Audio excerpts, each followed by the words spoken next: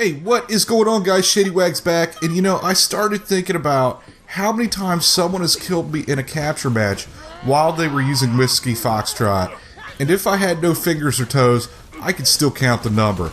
This guy is awful in capture. He's probably the worst capture character you could choose, maybe besides Toby. If Whiskey and Toby had a baby, his name would be Suck. If you're in a capture match and someone on your team picks Whiskey Foxtrot, tell them to stay in the spawn because they're going to be safe there and avoid getting posterized over and over. If he is on your team, basically you're one man down. He's that much of a detriment in capture matches. The reason why is his rifle is burst fire and it does relatively low damage. I've talked about this before. Battleborn moves so fast and the capture maps are wide open, especially on Outback. And players are so fast and moving all over the place, it just makes them difficult to kill with this 3 burst. The second reason is he does not get strong till very, very late in his Helix, like around 6, 7, and 8, and there's just not enough time to get that far into the Helix in a capture match for him to reach that full power. And if you do get that far, the match is almost over anyways. The only thing I really found Whiskey to be good for in capture is that players would hunt me down so bad because they knew it was a guaranteed kill that I could run around with all them chasing me and my team could pick up the capture points. That was a lot of fun. Don't count this guy out though. He may be the weakest link in capture matches, but he is a superstar in Incursion and Meltdown. And if you have a player on your team that is skilled at using Whiskey, it's pretty much guaranteed you're going to win the match. Let's look at Whiskey's character card. It says he's a rogue attacker who is versatile. No, he's not versatile. There is only one way to play this guy, and in that Helix, you have one right choice on almost every level. It says he's an assassin. I don't agree with that either, unless you count assassinating sentries and thralls. And here's the one I find very funny. Easy. I don't want to toot my own horn, but I think I'm pretty decent at this game, and Whiskey was challenging for me. It took every bit of my patience not to rage quit until I finally figured this guy out. His passive is combat rhythm. After each enemy kill, his attack damage increases 25%. This is one of the reasons he is so strong in Incursion and Meltdown, because those minion kills are just going to keep stacking that bonus up and up for him. His primary attack is his 3-burst tactical rifle. Now, while this is underpowered base, with the attack damage from his passive and adding in some equipment and then taking the right Helix Power-Ups, this thing becomes so powerful. With the healer, Whiskey can actually stand up on those front lines and push the enemy back. His skill 1 is Sticky Bomb. When fired, it sticks to the target and then detonates after 3 seconds, dealing explosive damage. When I first started playing, I thought, this is going to be easy. I'm just going to run up close to the target and then stick them with that. They're going to blow up and die. It is extremely difficult to hit a person with this. You have to be dead on, lucky, or they have to be standing completely still. Early on in the match, Sticky Bomb is pretty useless, but you're going to see when we get into that later Helix Power-Ups, this skill will transform into a game changer. His next skill is Scrap Cannon. He fires shrapnel underneath the rifle barrel, and this is just another very underpowered skill. He also has a short-range knife strike, which is very slow, but it does do decent damage and it knocks the enemy backward. His ultimate skill is Overdrive. He loads 75 bullets into his tactical rifle, and all those can be fired fully automatic. The real advantage I found to this skill in Incursion matches is that it is a thrall killer. You can use this to your team's advantage to quickly clear those thrall spawn points so you can hire them, and dispatching of the other team's thralls is no issue. Let's go into his Helix and I'll talk about what skills I took, and I do feel on most of these there's only one way to go. At 1, you want to take way down.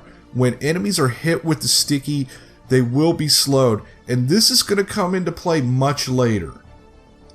At 2, Swiss cheese. When you hit enemies with your scrap cannon, they're going to take an extra 15% damage from the tactical rifle. So this is going to be your combo move in those up close to medium range encounters. You're going to fire that scrap cannon, then follow up with the tactical rifle. At 3, this is a personal choice and really the only point that you're going to have to make a decision on how you're going to play Whiskey Foxtrot. If you have a team with a great healer, then red dot sight may be the way to go. That's going to allow you to stand up on those front lines and push the other team. If you're in a situation where you're more on your own, then taking ACOG and staying back from those skirmishes is probably going to be the better choice. At 4, this is where things really start looking up for Whiskey. While Stick and Sap sounds great, you're still going to suffer from not being able to hit the targets with the grenade. So trust me on this, take Triple Threat. It is the only choice here. He now launches 3 smaller grenades, and I'm not sure why, but once you take that, sticking those targets is almost 100% every time. At 6, you're going to take Killer Regen. This almost makes Whiskey overpowered. Every enemy, including every minion he kills, is going to regenerate 220 health over 10 seconds.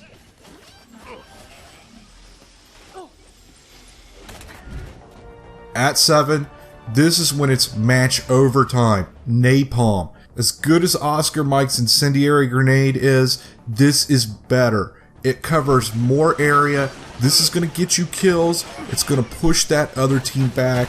It's going to allow you to destroy groups of minions all at once, and it's going to decimate that sentry. Take when 3 is not enough, firing that extra bullet from the tactical rifle. At 8, Spread Shot, which is going to increase the area that flak cannon hits.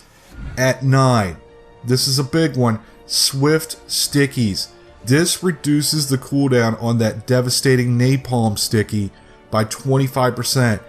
At 10, What Shields? This is nasty, because when you activate Overdrive, before a player even knows what hit them, they're going to be dead with that 100% shield penetration. And once you get close enough to that sentry, all those shields will mean nothing to you. Before I go any further, I want to give a shout out to Slated. He suggested I give Whiskey a try, and he provided me with a lot of insight on how to play him, so thanks Slated, I really appreciate that. The strategy is pretty simple with Whiskey and Incursion. I can't speak on Meltdown because I do not play that match type, but from what I understand it works pretty much the same way. You're going to want to do one of two things. Either be up near the front using the flak cannon for the extra damage bonus, taking out minions to keep that killer regen going, and firing off those sticky grenades at players. Or you're going to stay near the back with that ACOG and shooting that grenade into the choke points and taking pot shots at players. You just need to be patient. Your main goal with Whiskey Foxtrot is to get him to level 6. When you hear that the other team has hired thralls, you're going to pop that napalm grenade on them and go in overdrive and take them out quickly as possible. Just keep using that napalm to keep pushing the other team back, and it's the same tactic when you get to the sentry. Napalm and then overdrive. I think it's really interesting that every incursion match I played while using Whiskey almost played out the same way, whether I was playing with a team or running by myself, or regardless of the team makeups. It always began with the other team pushing us back to the point of destroying our first sentry. And I feel that's because Whiskey is so weak in the beginning, it really is like your team is down one man. My teammates were pretty much ready to forfeit at that point, and I told them, just be patient, keep trying to tie them up, just give me time, let me reach level 6, and I promise you, we will win the match. And each time, like clockwork, after I picked up that napalm, it was no issue in pushing that other team back and destroying their sentries. In one game, I think I destroyed both sentries within minutes of each other.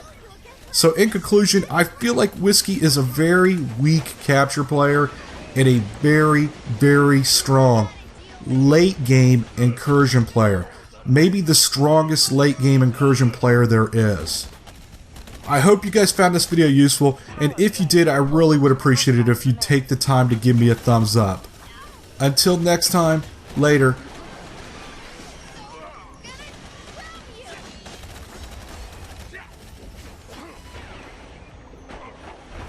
Only one hostile remains. You should kill them.